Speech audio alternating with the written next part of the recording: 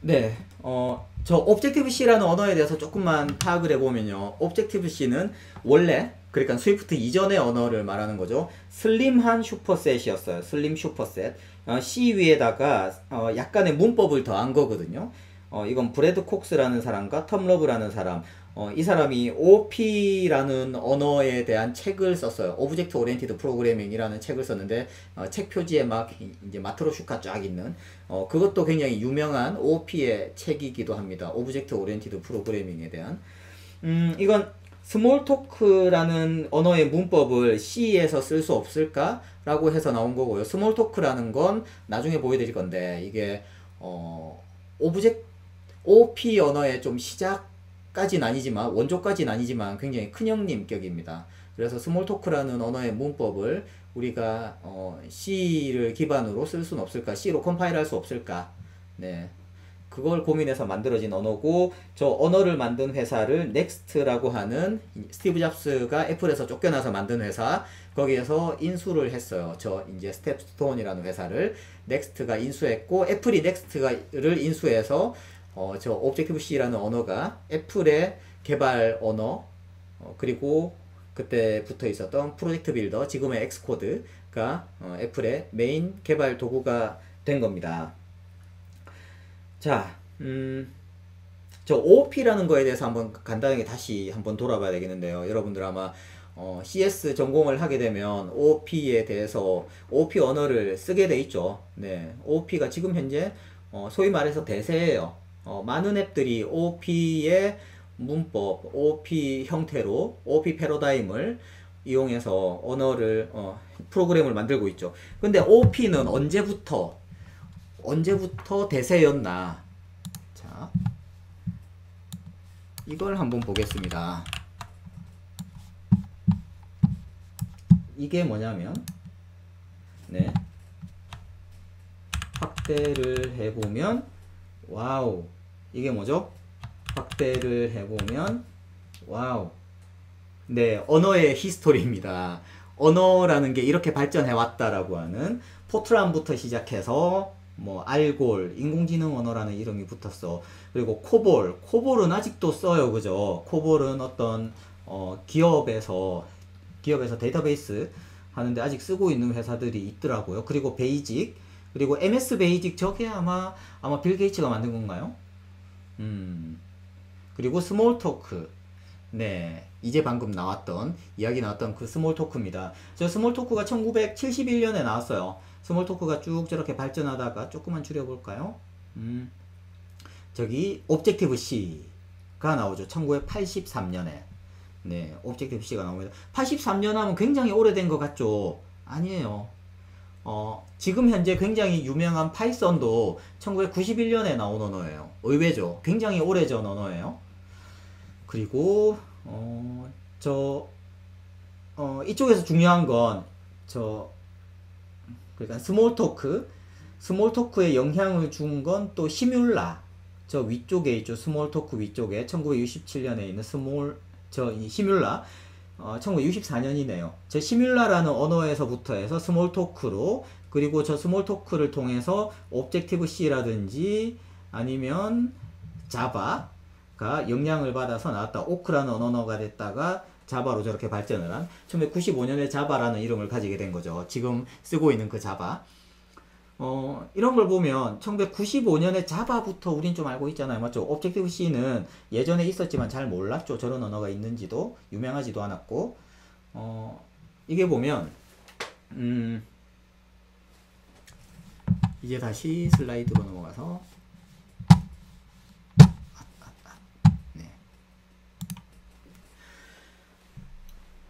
저 시뮬라에서 시작한 OOP라는 게 GUI 환경, 그래픽스 유저 인터페이스를 만나면서 만개를 하는 거예요. 그 전부터 이런 식으로 코딩하면 좋지 않겠냐라는 개념적인 건 있었죠. 근데 그 개념을 아무도 쓰지 않았어요. 굳이 현업에 적용시켜 볼 필요가 없었던 거죠. 아무래도 우리 이제 컴퓨터 사이언스는 굉장히 프랙티컬한 학문이잖아요. 현실 세계에 영향을 주는 어떤 제품을 만드는 그런 쪽이죠. 그래서 현업에서 아무도 쓰지 않던 개념인데 갑자기 그래픽스 인터페이스가 나오면서 저런 그래픽스 인터페이스 이전엔 CLI가 있었죠. 커맨드 라인 인터페이스. 우리 보통 해커들 보면 막 쫙 화면 글자 막 올라가는 그런 어두운 화면에 글자 하얀 글자 올라가는 그런 곳에서 막 코딩하고 막 디버깅하고 그런 장면들 나오잖아요.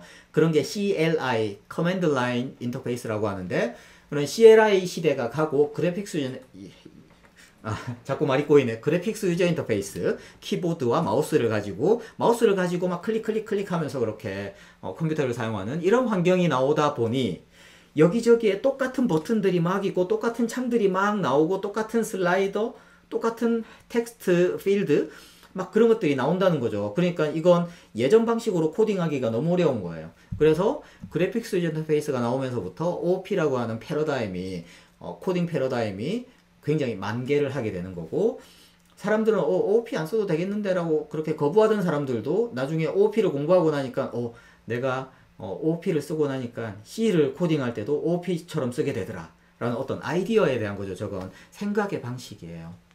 그래서 저런 OOP라는 언어는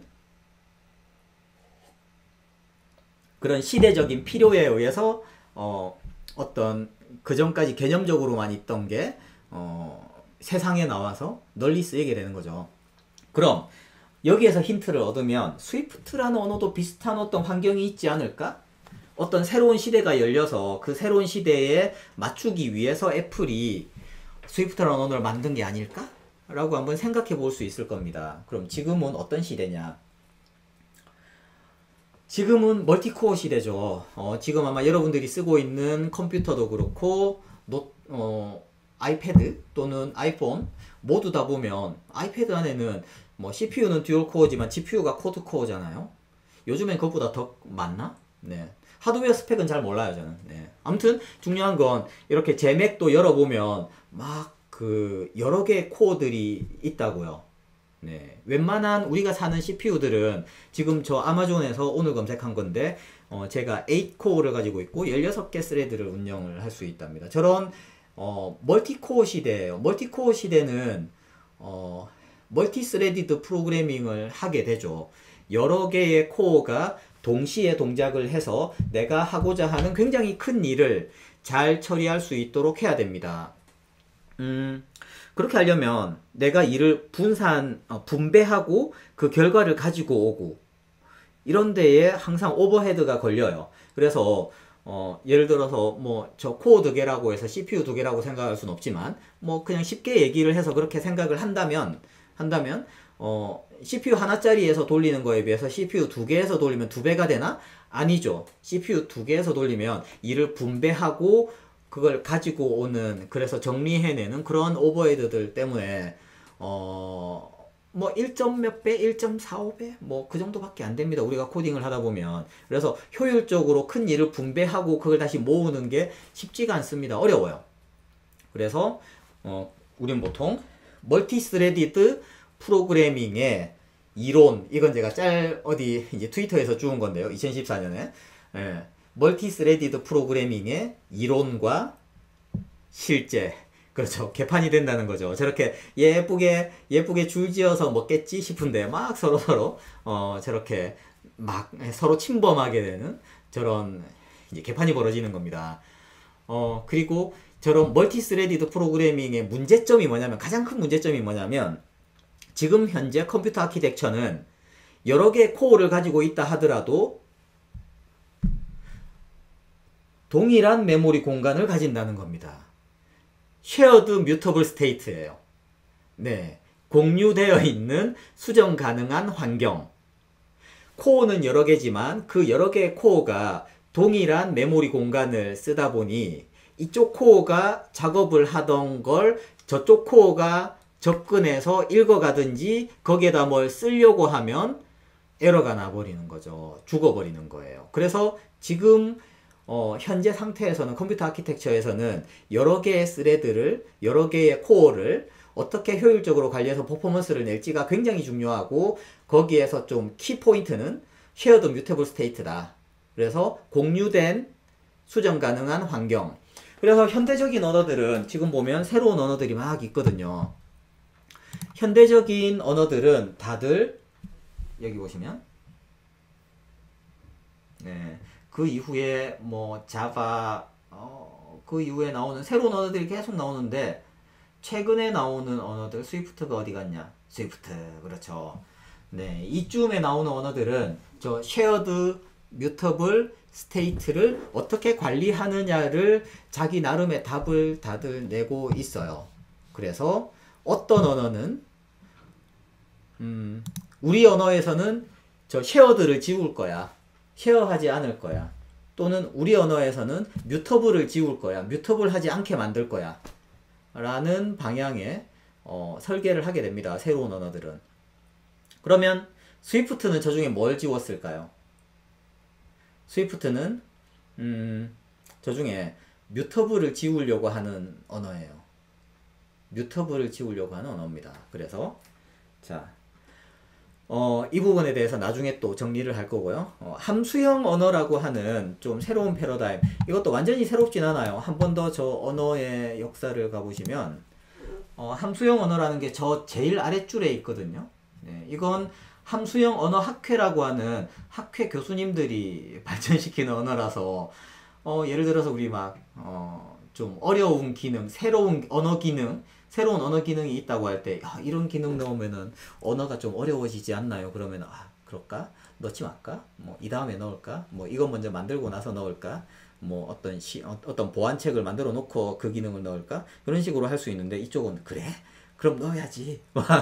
새로운 기능을 굉장히 좀 많이 넣어서 실험적인 그런 언어입니다. 실험적인 문법을 많이 가지고 있는, 실험적이라기보다 진보된 문법이라고도 볼 수 있겠죠. 그래서 저 하스켈이라는 언어가 좀 굉장히 보면 극강의 난이도긴 해요.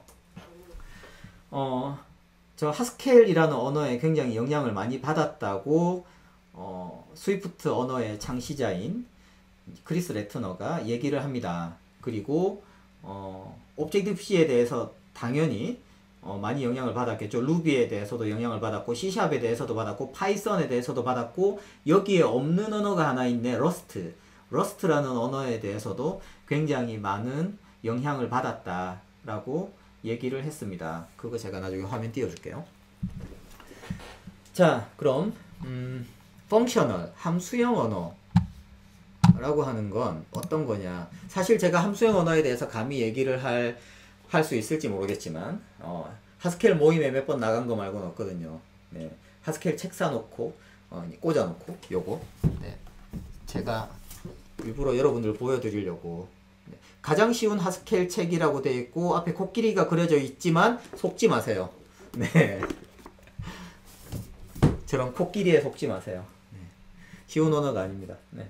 자, 펑셔널 프로그래밍, 상태 없는 코딩. 우린 지금 어떤 상태를 만들어 놓고 그 상태를 바꿔가면서 코딩하는데 익숙해 있다고요.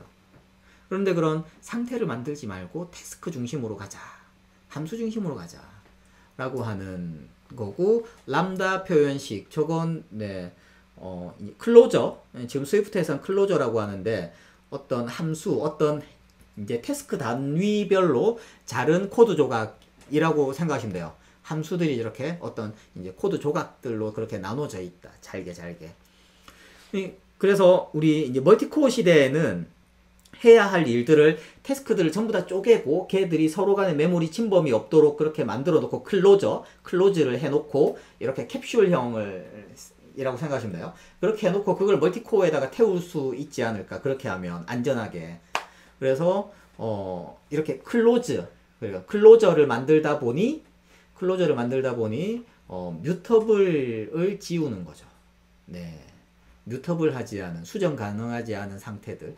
지금 좀 이게 이해가 안 돼도 상관없어요. 제가 지금 이게 약간 외계어고, 지금 사실 저기에 대한 것도 저도 잘 이해 못해요. 네. 상태 없는 코딩 어떻게 한다는 거야. 이런 식으로 코딩 안 해봤거든요, 저도. 그냥 샘플 코드 몇 개 돌려보고, 이렇게 하라는 거구나. 이런 게 함수 중심의 생각이구나. 그런 아이디어만 약간 공유할 뿐이지, 그걸 가지고 현업에서 앱을 저렇게 만들어 봤다?